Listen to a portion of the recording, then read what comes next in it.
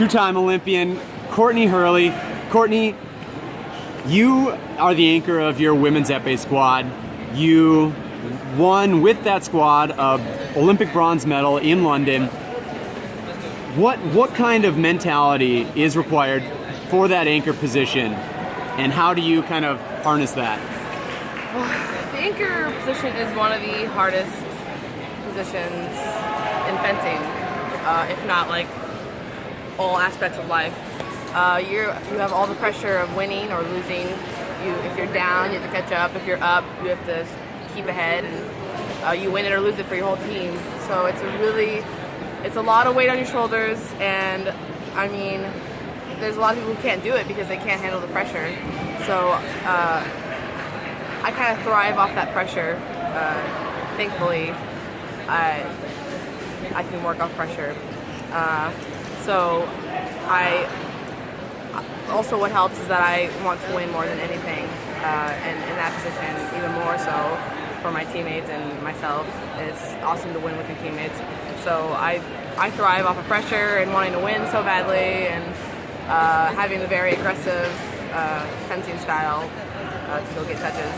How do you use that pressure to motivate and energize you rather than to allow it to kind of cripple you and shut you down? I don't know. I really, it's weird to me how people crack under pressure. I mean, my sister has trouble with pressure, and I mean I can see why. Like, it's hard to your brain starts thinking about so many things, and it's hard to fence when you're thinking about so many things. But for some reason, I don't. It's awesome because I know a lot of people struggle with that. It's a huge aspect of fencing, struggling with pressure and mental strongness to deal with the last minute of winning or losing. So I don't know. It's just always how I've worked. And to kind of put yourself in a positive mindset, to really embrace any pressure you might be feeling in that situation or whatever might be on the line. What are specific things that you do in going into an important bout, specifically where you're down and you got a chance to come behind and win it, or really it's up to you just to close it out? Honestly, it's not very motivational, but I'm a realist, and I go in about thinking, this is how I work. I know how other people, they like to think like, oh, I can do this, like I'm positive, like this is, but I go into about thinking like, okay, I'm probably gonna lose. It's like, no, that releases a lot of pressure off of me to think that way, that like, okay, this will be really hard. Like, it doesn't mean I'll try, it makes me try even harder when I think like that. Always like the underdog mentality. Yeah, like, okay, we shouldn't win this because we're down so many points or whatever. But that's why I struggle actually in the last match when I'm ahead. It's totally different.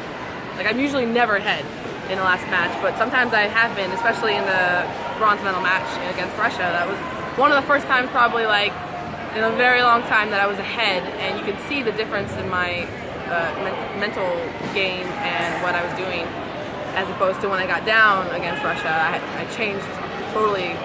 So I go into the bout thinking like, I'm gonna give it my all, but I mean, it's not a good possibility that makes you think like, okay, I wouldn't give everything. Like, why not give everything?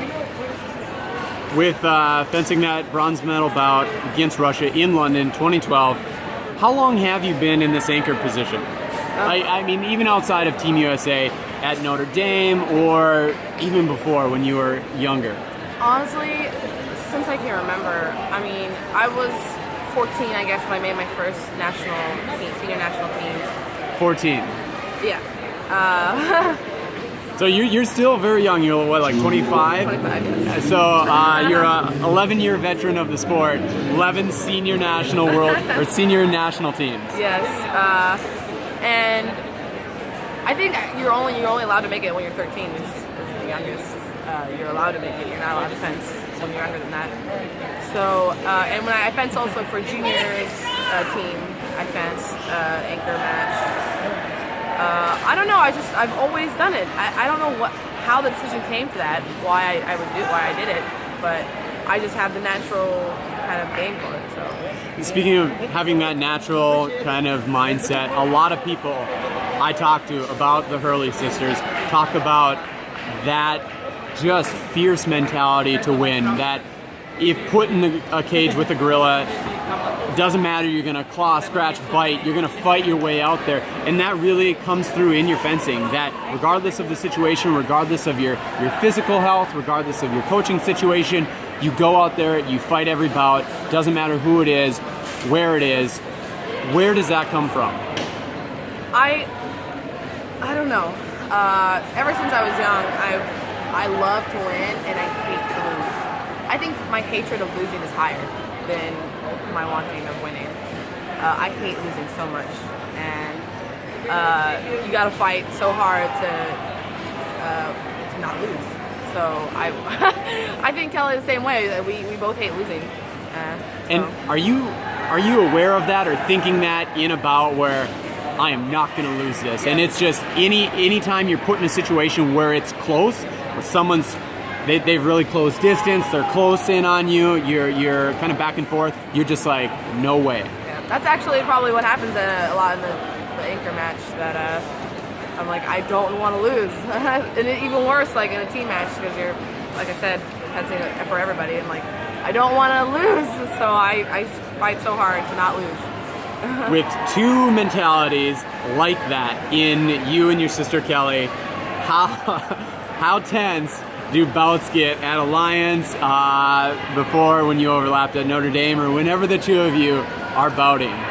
We have a peace treaty between each other. We try so hard, because if we were to do that, if we were to fight head to head, we would not survive the family. So we have, when we fence each other, we relax, and one of us has to win.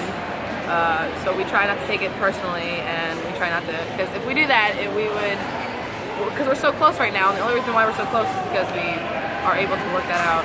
The Hurley Peace Treaty, signed back in 2004. When we were born. Yeah. All right, well, Courtney, thank you so much, and good luck at the games. Thank you.